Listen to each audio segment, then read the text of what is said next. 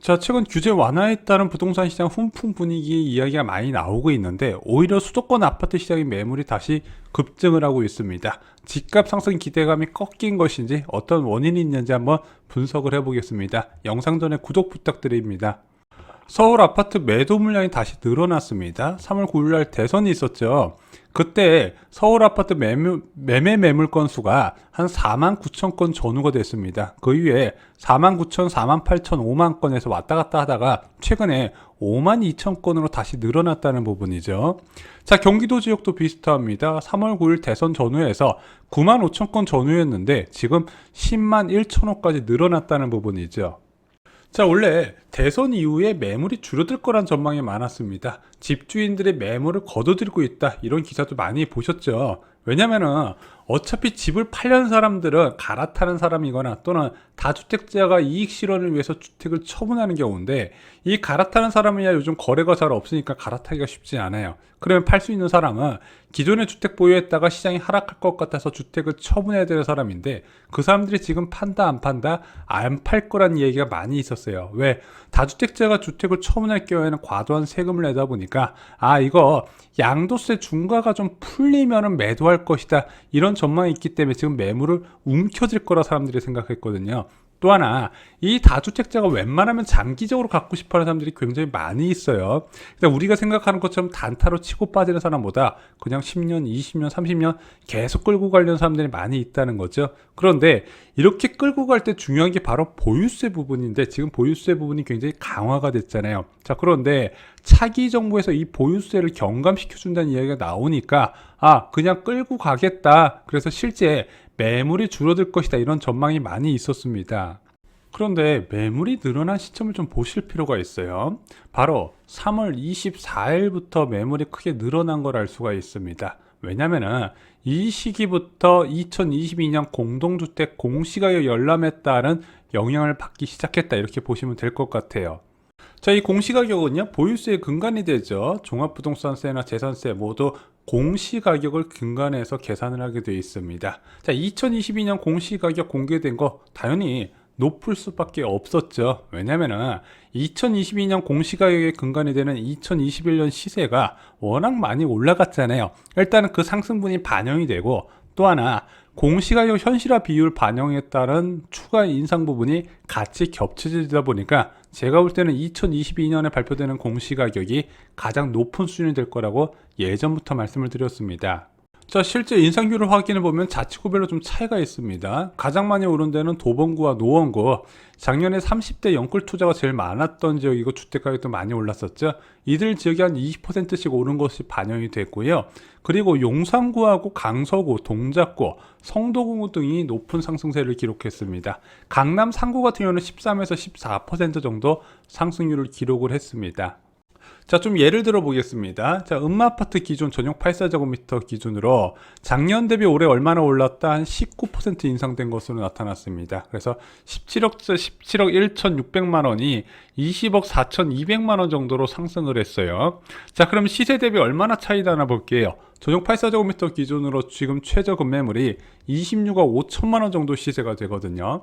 시세 대비 거의 77%가 됩니다. 원래 이렇게 많이 시세 대비 높은 비율은 안 되는데, 음마아파트 같은 경우는 이제 공시가격 조사가 끝나고 나서 시세가 좀 떨어져서 다른 아파트 대지 시세 대비가 좀 높은 편입니다. 송파구 리센츠 84 타입도 보겠습니다. 이 아파트 전용 84제곱미터 기준으로 17억 7천만 원인데 전년 대비해서 한 13% 올랐습니다. 이 아파트 매매 시세는 24억이에요. 시세 대비 한 73%가 계산이 됐죠. 강동구 고동 레미안 힐스테이트 84 타입도 보겠습니다. 이 아파트도 1년 전 대비해서 이제 공시가격이 한 10% 정도 올라간 것으로 되어 있어요. 이번에 12억 3천만 원 정도가 됐습니다. 현재 최저고가는 한 17억 정도에 형성되어 있고 시세 대비 한 73%, 대부분의 고가 아파트가 이 정도 70% 초반에 공시가격이 형성된 걸 알 수가 있습니다. 고가주택을 보유한 1주택자의 보유세가 이제 크게 올라가게 될 것으로 보여집니다. 자, 물론 재산세는 이제 물건별 과세고 솔직히 이제 공정시장가격 비율도 60%나 적용돼서 실제 세부담은 거의 안 느끼잖아요. 많이 부담을 느끼는 게 종합부동산세인데 이 종합부동산세는 아시다시피 인별과세예요. 개인이 갖고 있는 주택의 공시가격을 합산해서 그것이 1주택자는 11억 초과할 경우에 그리고 다주택자는 6억 원을 초과할 경우에 그 초과분만 해서 과세하는 방식입니다. 그래서 대부분 이 보유세 산정 대상이 되는 아파트 수 자체도 그렇게 많지는 않아요. 그러면 이제 상급지 중심으로 이제 이 보유세가 문제가 될 텐데 그 상급지로 계산해 봤을 때는 서초, 반포, 아크로, 리버파크가 한 세부담이 한 40% 정도 올라갔다. 그리고 서초구 반포자에도 한 46% 정도 세부담이 올라간 것으로 나타납니다. 왜냐면은 이제 공시가격이 10%, 15% 이렇게 올라와도 기본 공제 빼고 나머지에서 올라가기 때문에 전년 대비 세금은 크게 늘어난다 말씀드렸죠. 그래서 세율을 올리는 것보다 종합부동산세 세율을 올리는 것보다 공시가격 현실화율이 더 위험하다 말씀을 드렸어요. 자, 그런데 이걸 계산할 때 보통 세무사분들이 많이 빼먹는 게 있는데 보통 1주택 단독면에는요 기본 공제가 9억에서 11억으로 확대됐고요. 1주택자는 최대 80%의 세액공제가 있어서 예시보다 훨씬 적게 나타나요. 애초부터 완전히 뭐 30억 넘는 초고가 아파트 아닌 이상 이 고가주택이라 하더라도 보유세 충격을 좀 덜 느끼게 좀 설계가 되어 있습니다. 하지만 이번에 1주택자는 세부담이 완화될 것 같아요. 왜냐면 이번에 올라가는 공시가격을 적용하는 게 아니라 작년에 공시가격을 적용한다고 이미 정부에서 밝힌 겁니다. 뭐냐면은 이 보유세를 왜 올리려고 그랬을까요? 첫 번째는 초고가 1주택의 쏠림 차단이에요. 너도 나도 20억, 30억짜리 아파트 사대면은 최고가 아파트 상단이 계속 높아지니까 그 밑에 아파트가 키 맞추기 하면서 주택시장 불안이 이어지거든요. 그거를 좀 보유세로 막아보고자 하는 좀 의지가 있었고요. 또 하나가 다주택자 유입 차단 및 매도 유도였습니다. 자, 그런데 이 초고가 1주택 쏠림 차단은 좀 문제가 있었다는 의견이 많이 있었어요. 그것을 현 정부도 좀 받아들인 겁니다. 1주택자 보유세를 강화하는 방안에 대해서는 조금 논란이 있었어요. 왜냐면 내 집 한 채 사는 실수요자의 오른 시세를 반영하는 것이 부당하다는 의견이 있고 이것을 완전히 무시하기도 정치권 차원에서는 쉽지 않았다는 부분이죠. 왜냐면은 해외 대비해서 대한민국이 보유세가 낮은 건 맞는데 그 나라는 취득세 기준으로 보유세를 산정을 하거든요. 내가 처음에 샀을 때 기준으로 보유세를 산정하다 보니까 내가 앞으로 어느 정도 세금을 내는지 예상 가능하고 주택 매수가 가능한데 대한민국은 앞으로 시세가 어떻게 변화에 따라서 취득세를 보유세를 산정하다 보니까 앞으로 세금이 얼마나 낼지 모르겠네. 이런 문제점이 있었다는 것을 좀 어느 정도 반영하는 추세입니다. 문제는 맞는 이야기예요. 그런데 1주택자라고 다 보호하는 게 맞냐? 나는 전세나 월세 살면서 1주택 갭투자로 초고가 아파트 사는 사람도 이런 보유세에서 보호 대상이 맞냐? 이 부분은 좀 따져볼 필요가 있었죠.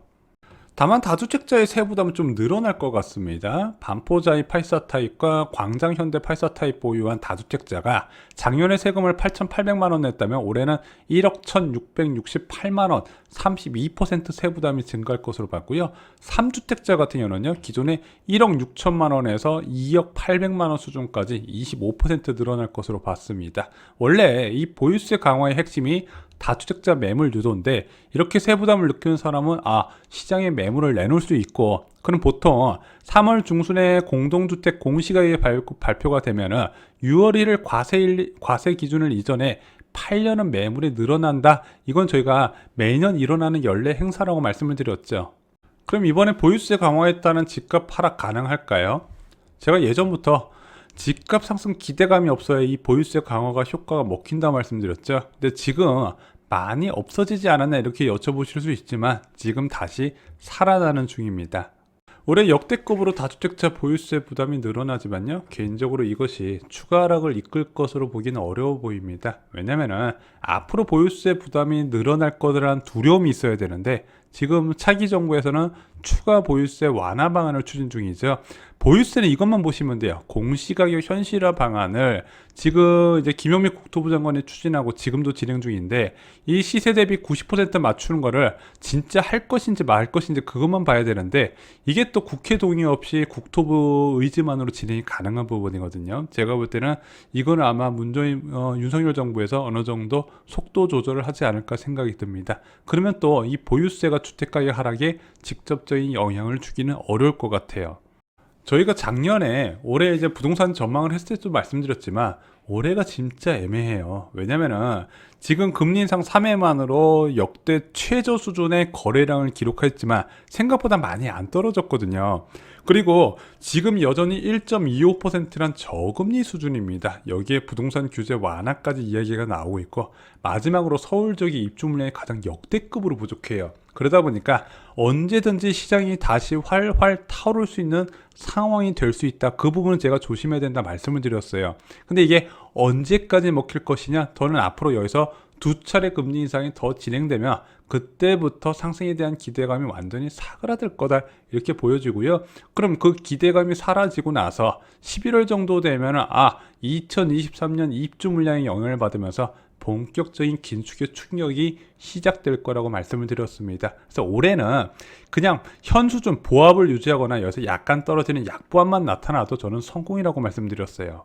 자, 부동산 시장 하락 진짜는 내년이죠. 내년에 부동산 시장 악재는 다 모여 있습니다. 집값은요, 하락할 이유가 있어야 떨어지는 거예요. 올해는 그 하락할 이유가 많지는 않았습니다. 잠깐 1월달, 2월달에 일시적으로 갈아타는 사람들이 급매물 던진 것 뿐이에요. 내년에는 안 그렇다는 부분이죠. 자, 그럼 내년에 진짜 하락한 이유가 다 모여서 신나게 급매가 나올 때 여러분들 어떻게 하셔야 될까요?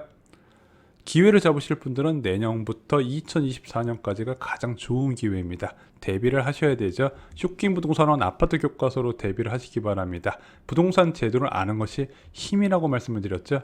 이상으로 영상 마치겠습니다. 좋아요, 구독, 공유 꼭 부탁드립니다. 감사합니다.